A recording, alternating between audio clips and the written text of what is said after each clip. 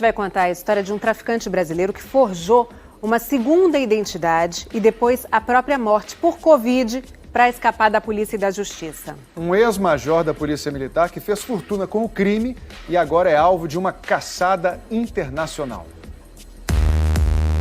12 milhões de euros deixados no porta-malas de um carro em Portugal. O dono de tudo isso é um ex-policial militar aqui do Brasil. Agora, como o ex-PM se tornou um dos homens mais procurados pelas polícias do Brasil e da Europa? Segundo a Polícia Federal, Sérgio Roberto de Carvalho, conhecido como Major Carvalho, comanda uma organização criminosa internacional. Ele teria montado um esquema para mandar grandes quantidades de cocaína para a Europa, África e Ásia, e sempre pelos portos, principalmente o de Paranaguá, no sul, e o de Natal, no Nordeste. No Paraná, os investigadores monitoraram durante 2 meses a ação da quadrilha para esconder 880 quilos de droga dentro dessa máquina. Do porto de Paranaguá, a retroescavadeira seguiria para a Holanda. Na hora do embarque, estava tudo lá. Foram muitas outras apreensões nos últimos 2 anos. Os colegas acabaram de achar aqui um fundo falso. Cocaína. Nós tivemos 55 toneladas de cocaína apreendidas. E eu posso dizer com segurança que pelo menos 10 vezes isso passou e chegou até o destino final. Mas como esse traficante que desafiou as autoridades brasileiras foi parar na Europa e cresceu tanto no mundo do crime? Quem conta é o correspondente Leonardo Monteiro. Aqui na Europa, o ex-major brasileiro se escondeu numa identidade falsa. Paul Walter, um suposto empresário do Suriname que escolheu Marbella, uma cidade do sul da Espanha, para viver. E viver muito bem. Numa mansão avaliada em 2 milhões de euros. A polícia europeia desmontou parte dessa história. O verdadeiro negócio do empresário era o tráfico de drogas. Em agosto do ano passado, o latino Paul Walter, que vamos lembrar era na verdade o ex-major e traficante brasileiro, chegou a ser preso. A suspeita? Chefiar a quadrilha que trouxe cocaína da América do Sul para a Europa nessa embarcação. Mas ele pagou fiança e voltou para a mansão. Só aqui em Portugal, a polícia descobriu 6 endereços ligados a Paul Walter. Neste prédio, aqui na Avenida da Liberdade, endereço mais luxuoso de Lisboa, ele tinha um apartamento alugado. Estava em nome de uma das empresas que ele criou para lavar o dinheiro do tráfico. Lá em cima, a polícia não encontrou nada que chamasse a atenção. Já na garagem... Era lá que estavam os 12 milhões de euros, 80 milhões de reais. Tudo dividido em muitas malas guardadas nessa van. O dinheiro ficou para trás depois que ele fugiu às pressas nesta aeronave.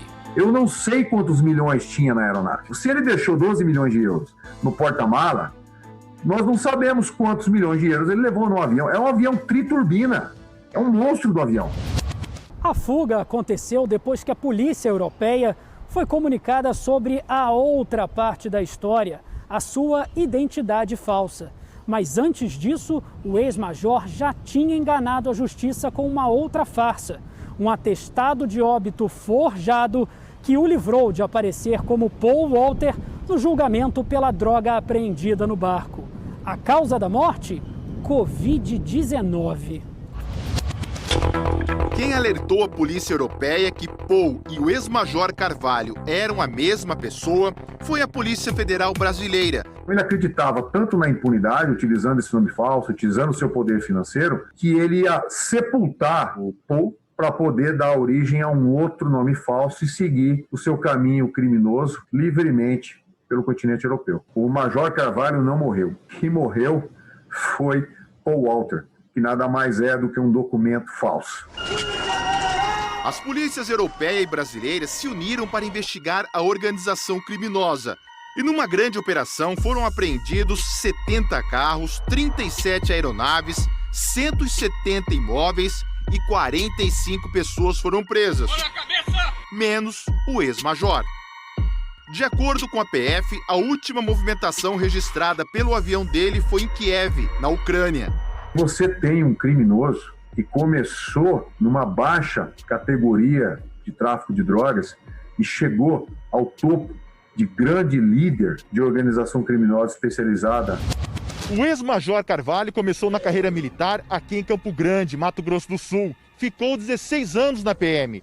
Entrou na corporação em 1980 e se aposentou em 96. E em 2009 o Fantástico esteve aqui para denunciar um esquema de jogos ilegais. Na época, o principal envolvido era justamente ele, o ex-major Carvalho. Ele tinha mais de 100 pontos de máquinas caça-níqueis, 2 cassinos em Campo Grande e um na Bolívia. Dono brasileiro, Major Carvalho. Nós encontramos a promotora que chefiou aquela operação. Esta organização era formada por policiais militares e também civis. Você não quer falar com a gente?